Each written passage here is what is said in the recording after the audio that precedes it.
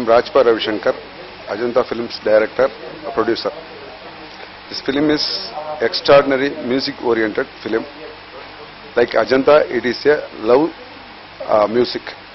For evergreen love music, this film has been scored by Isaignani Ilayaraja, and he has assured me on the starting itself that I will give all the songs super hit. This film has won the Tamil Nadu State Award for Music in 2009 before release. This itself is a history in this film industry. This song, we are assured that no one will go out of the theatre at the time of songs. That much it will be very attractive and extraordinary. As per internet survey, Mr. Ilayaraja has scored 900 films. It is in the top 14. That much it's an extraordinary music-oriented film. And music is the heroine, screenplay is the hero. And the heroes in this film acted is Ramana, Sai Kiran, Vandana Gupta, and other actors Manobala, Sriman, Madan Bab, Pandi Rajan, Vijay Babu, Balu Anand, Rajpa Ravishankar, Parthsadi, Mugundan, Varalakshmi, Mattum, extra. Many established artists has played in these roles in the Ajanta film. Government of Tamil Nadu is giving tax free for the sake of that to make the industry to grow, and the benefit should go to the public. As a pioneer, and I want to do the same thing whatever the government has passed on to me. I want to give at least something to the public and make the viewers to come to the theatre. First 2 days, if they are bringing any of advertisement cuttings of my film, 3 cuttings, they will be cuttings of the film ad, they will get 20. They can give just 20 rupees and enter into the theatres and enjoy the movie. For the first show in all the theatres, only it is 10 rupees. And I am giving 200 VCD also for all the viewers of all the theatres I am giving. So for 10 rupees you can enjoy the film as well as you can get one VCD for first 200 viewers in all the theatres. That VCD contains 4 songs and 5 1-minute songs plus 9 trailers and other things. Total 40 minutes VCD will be a free one. தமிழக அரசு இப்போது எனக்கு tax free இந்த படத்துக்கு கொடுத்துள்ளது.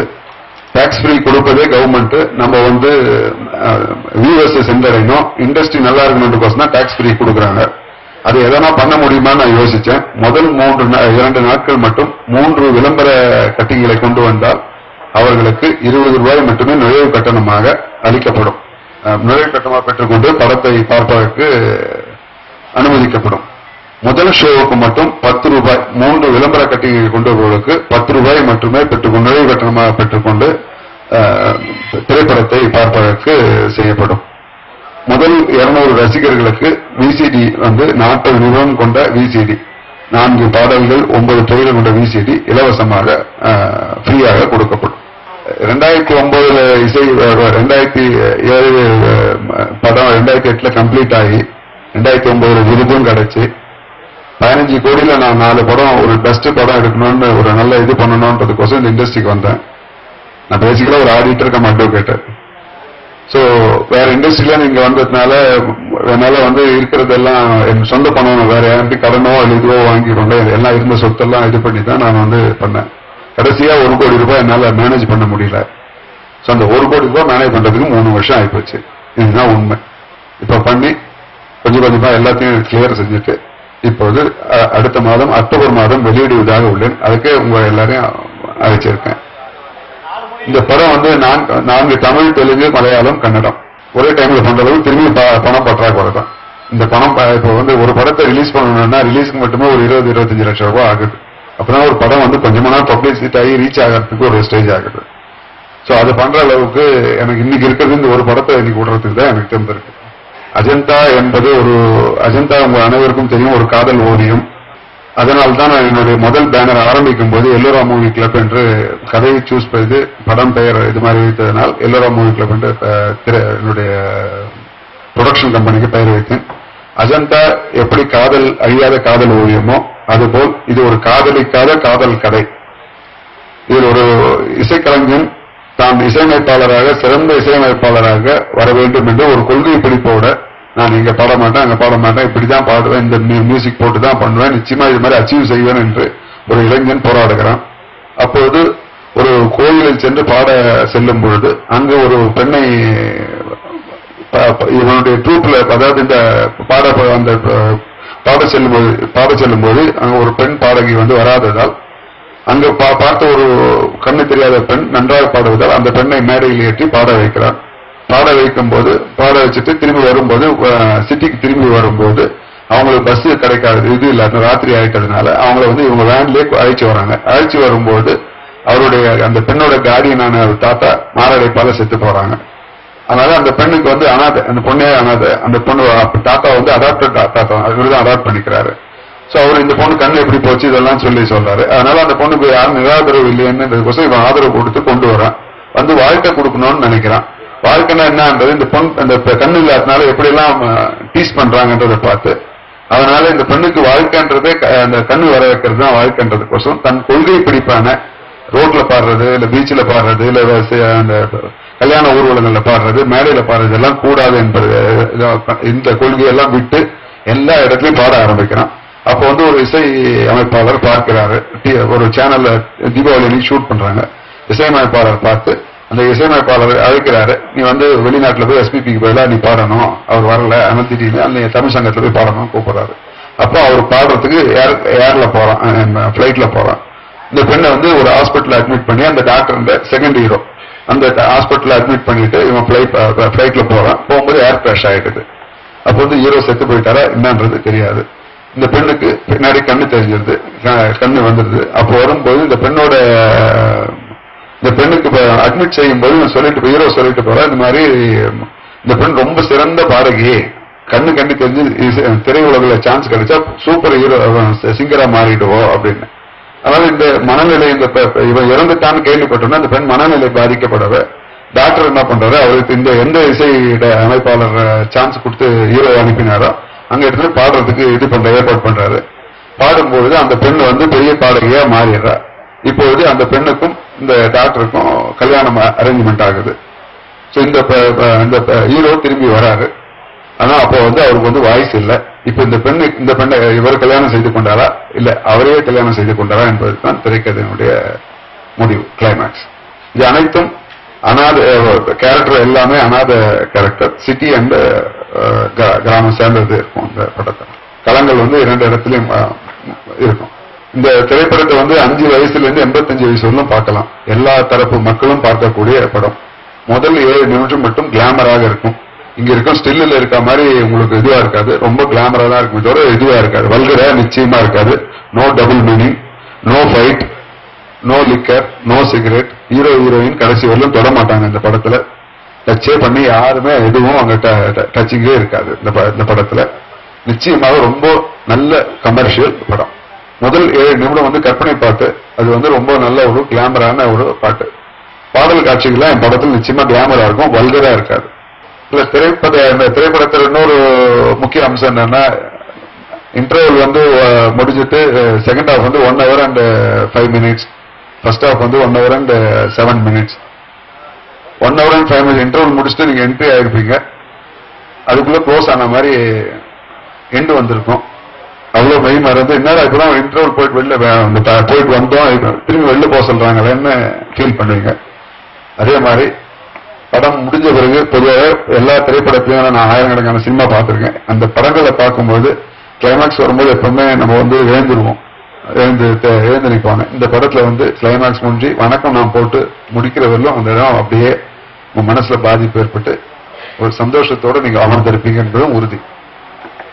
சிறந்த அம்சங்கள் இந்த படத்தோட சொன்னா, எடிட்டிங் அவ்வளவு ஃபாஸ்டாக இளையராஜா சார் தெரிஞ்ச நண்பர் இவங்க எல்லாம் என்கிட்ட கமெண்ட் பண்ணாங்க, சாருக்கு ரொம்ப கேப்பே கொடுக்கலையே, ரொம்ப கொடுத்தா தானே கொஞ்சம் இது கொடுப்பாங்க. என்ன பொறுத்தவரை கதையை திரைக்கதை நம்ம திரைக்கதையை ரசிகனால தான் பார்த்தனே தவிர இதுவா பார்க்கல. அதை பார்த்தா நம்ம மெய் மறந்து அதை நம்மளா மாறி படத்தை விட்டு வெளியே வரும்போது தான் ஃப்ரெஷ்ஷா வர முடியும். சோ ஒரு இந்த ஆர்டிஸ்டுக்கு நம்ம அதிகமா கொடுக்கணும், மியூசிக் அதிகமா கொடுக்கணும், சான்ஸ் கொடுக்கணும்னு போனோம்னா அது வேற கான்சென்ட்ரேஷன் ஆயிடும். சோ இதுக்காக என்னுடைய படத்துடைய எடிட்டிங் ஜெய்சங்கரா இருந்தாலும் இதுல மேஜரா எல்லா ஒர்க்கும் நான் பண்ணிருக்கேன். இதுல அடுத்த திரைப்படம் நான் பண்ணும்போது எடிட்டிங், டைரக்ஷன், கேமரா எல்லாமே என்னுடைய தயாரிப்பு, என்னுடைய இதாதான் இருக்கும். இதுல எந்த ஒரு மாறுதலும் இல்லை. ஜனவரி மாதத்துக்கு மேல இன்னொரு திரைப்படம் ஆரம்பிக்கலாம்னு இருக்கேன். இந்த படத்தை முழுமையா ரிலீஸ் செஞ்சுட்டு இன்னும் என்ன நல்ல புதுமையும் செய்யணும், மக்களையும் சென்றடையணும், நமக்கும் வருமானம் வரணும். அதுக்கேற்ற மாதிரி என்ன செய்ய முடியுமோ அது நிச்சயமாக செய்வேன். அது நான் முதல்ல 2007 கூட சொல்லியிருக்கேன் சார். நான் 4 ஃபேக்டரி இண்டஸ்ட்ரியலிஸ்ட், வேற ஆடிட்டர், 6 டிகிரி வாங்கியிருக்கேன். என் படிப்புல நான் ரேங்க் ஹோல்டரும் கூட. Extraordinary brain. பணம் சம்பாதிக்கணும்னு அங்கேயே நான் பண்ணாத சம்பாத்தியம் இல்லை. திரையுலகிற்கு வந்தது நல்ல ஒரு எனக்கு ஆர்வமும் உண்டு. பிறவிலேயே இந்த ஒரு ஆர்வம் இருந்தது. நம்ம திரையுலகம் நல்ல படங்களை கொடுக்க முடியும், கொடுக்கலாம், சம்பாதிக்காத பணம் மட்டும் என்னுடைய மோட்டிவ் இல்லை. அதனால்தான் நான் இந்த திரையுலகம் வந்தேன். என்னை வில்லனாவும் 2-3 படத்துல கூப்பிட்டாங்க பெரிய டைரக்டர்ஸ். பட் நான் அப்ப பண்ணல. இனிமேல் என் படத்துல பண்ணிட்ட பிறகுதான் பண்ணணும்ன்ற இருக்கேன். நான் நல்ல good villain actor, better than இது. இந்த படத்தை வில்லனே இல்லை சார், சண்டை காட்சியே கிடையாது. நான் கேரக்டர் பண்ணிருக்கேன். அதுலயும் நான் ப்ரொடியூசர் டைரக்டரா உள்ளிங்க வரேன். காதலே இல்லைன்னு சொல்லுவேன் சார். காதல் இருக்கு சார். நீங்க நினைக்கக்கூடிய வல்கர் காதலோ இந்த காதலோ இல்லை சார். சப்போஸ் காதலிக்காத காதல் கதைன்னா, அதாவது எந்த காதல் பார்க்காத காதல், நம்ம காதல் கோட்டையில ஒரு மாதிரி பார்த்திருக்கோம், வேற ஒரு படத்துல வேற மாதிரி பார்த்திருக்கோம். இதுவும் அது மாதிரியான காதல் தான். ஆனா காதலிக்காத நீங்க நம்ம நினைக்கக்கூடிய யூஷுவல், நம்ம நீங்க இல்ல நான் கூட யூஷுவல் நினைக்கக்கூடிய காதல் நம்ம சொல்றோம் இல்லையா, இன்ஃபாக்சுவேஷனும் சேர்ந்ததுதான் காதல் நம்ம நினைச்சிட்டு இருக்கோம். அதுக்கும் மிஞ்சின ஒரு தெய்வீகமான காதலும் இருக்கு. அந்த காதல் கதை தான் இந்த காதல் கதை. அதுக்குதான் காதலிக்காத காதல் கதைன்னு கேப்ஷனே வச்சேன் சார். எனக்கு ஒரு ரெக்வஸ்ட் மட்டும் தான் பத்திரிகை நண்பர்கள் சொல்றது. 3 வருஷத்துக்கு முன்னாடி சில இடத்துல இப்ப நான் ஒரு மாசத்துக்கு முன்னாடி என்னுடைய சென்சார் சர்டிபிகேட்டை கர்நாடகா பெங்களூருக்கு ஒரு ஆளுக்கு டாக்ஸ் பண்ணேன். நான் ஒரு ட்ரிப்ளிகேன்ல ஒரு ஏரியாவில் பண்ணிட்டு நான் வாங்கினப்ப அந்த இருந்த பையன், அங்க இருந்த பையன், கடை பையன் என்ன சார் இது அட்வர்டைஸ்மெண்டா இல்ல இதுவான்னு என்ன கேட்டான். ஒரு 25 வயசு இளைஞன். இல்லப்பா சினிமா அப்படின்னு. அஜந்தான்னு. சார் அந்த இளையராஜா படம் தானே சார், அது எப்பயும் வந்துச்சே சார். இல்லப்பா நான் தான் ப்ரொடியூசர் அண்ட் டைரக்டர், இன்னும் படம் வரலப்பா. இல்ல சார் அது வந்துச்சே சார், நல்ல இசையாச்சு சார் அப்படின்னு சொன்னேன். ஏன் சொல்ல வரேன், இதே மாதிரி நான் ஒரு ரியல் எஸ்டேட் மீடியேட்டருக்கு சிடியை கொடுத்து அனுப்பிச்சேன். அதனுடைய டிரைவர் பார்த்துட்டும் எனக்கு அவரும் இதே வார்த்தை இது பண்ண, அஜந்தாவா எனக்கு தெரியுமேன்னு சொன்னாங்க.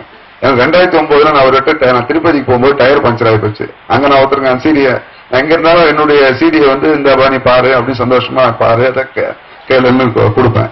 கொடுத்து என்கிட்ட இந்த சிடி இருக்கு சார்னு சொன்னார். அதே மாதிரி 19 ரூபாய்க்கு தான் என்னுடைய ஆடியோ சிடியை நான் விற்றேன். ஒரிஜினல் ஆடியோ சிடி 19 ரூபாய்க்கு 10,000 விசிடி விற்றது. அன்றைய டேட்ல முன்னணி ஹீரோக்களுக்கு கூட 10,000 விசிடி போல, அந்த ஆடியோ சிடி போல. அஜந்தாவுடைய திரைப்படம் 19 ரூபாய் போட்டதால் பிளஸ் எக்ஸ்ட்ராடனரி மியூசிக் கொடுத்ததால 10,000 சிடி. மெட்ராஸ்ல மட்டும் 4,000, மியூசிக் வேர்ல்டுல மட்டும் 4,000 சிடி சேல் ஆச்சு ஒரு ஃபியூ டேஸ்ல. அவ்வளோ சிறந்த இசை. நிச்சயமாக நீங்களும் கேட்டா அதை சொல்லுவீங்கன்னு நான் நம்புறேன். நான் என்னுடைய படத்துக்கு இசைஞானி இளையராஜா அவர்கள் ஒத்துக்கொள்ளும் வரை இசைஞானி இளையராஜா அவர்களே இசையமைப்பாளராக இருப்பார். என்னால் அவருக்கு மிஞ்சியவர் யாரும் இல்லை. அதே மாதிரியாக இசைஞானி இளையராஜா அவர்கள் ஒத்துக்கொள்ளவில்லை என்றால் ராஜ்பா ரவிசங்கர் இசையமைப்பார்.